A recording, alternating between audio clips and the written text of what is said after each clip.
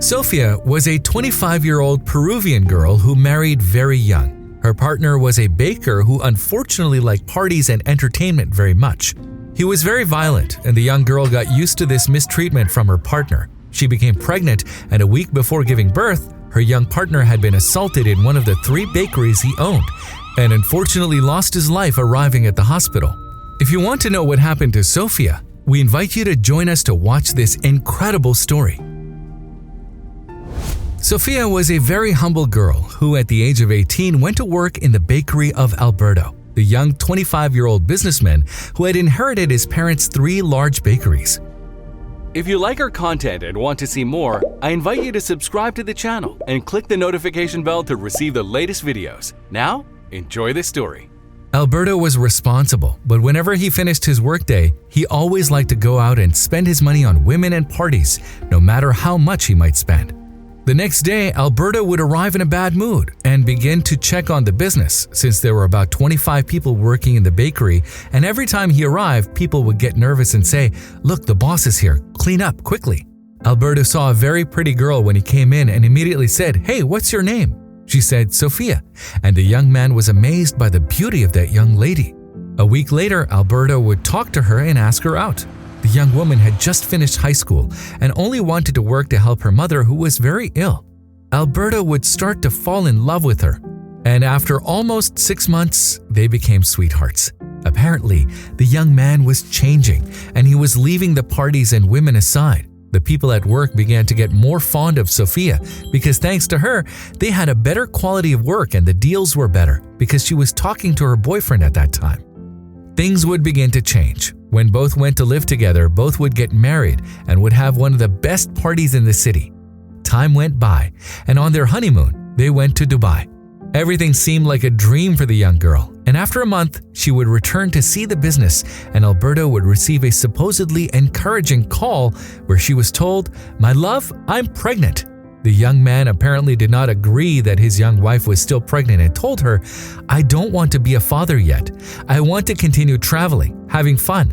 Why didn't you take care of yourself?" Sofia was very sad when she hung up the phone, and when she got home, she was the victim of insults and foul language from Alberto. And overnight, he went from being so affectionate to a person of bad character and disrespectful to his wife. The months went by, and Alberto began to go from party to party, and he traveled alone while his wife waited at home crying and alone during her pregnancy. And every time he came home drunk, he only insulted her and threw her out of the house, since he could not do anything to her because she was pregnant. Alberto was a very confident man who did not even respect his friends' wives, and on one occasion, in one of his many outings, he began to touch his friend's wife, where everyone would make fun of Alberto's friend, telling him, "You are a fool. How could you let Alberto do that to your wife?" The husband of the girl who was touched made a plan so they could mug Alberto and take all his money.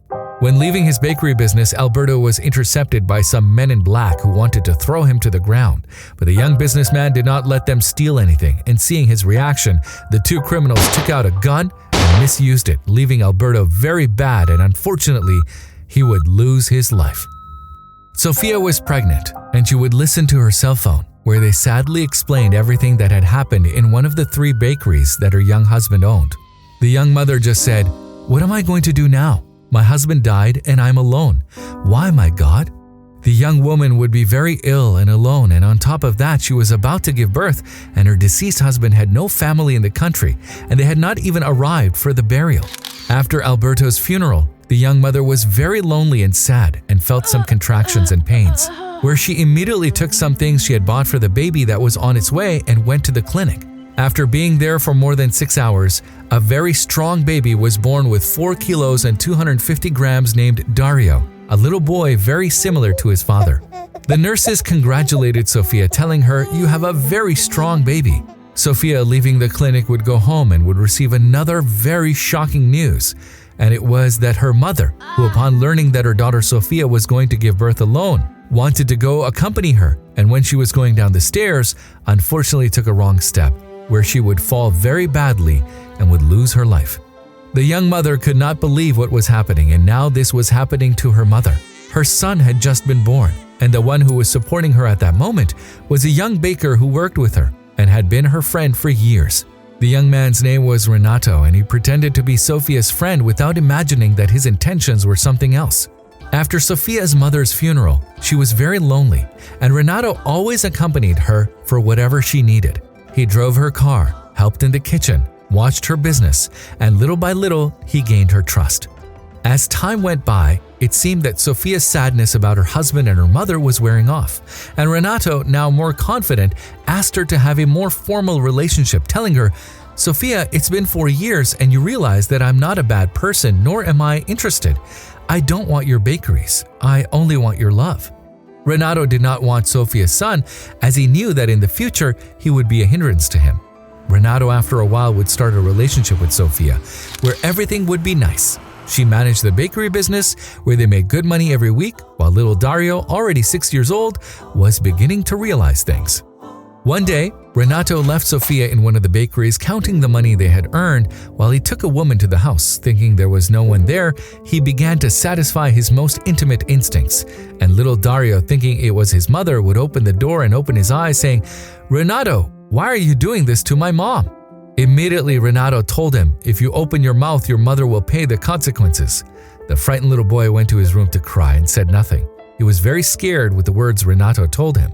In the evening, Sofia would arrive and went to see her son, who found him very sad. His mother would greet him several times, and he, out of fear, would not say anything.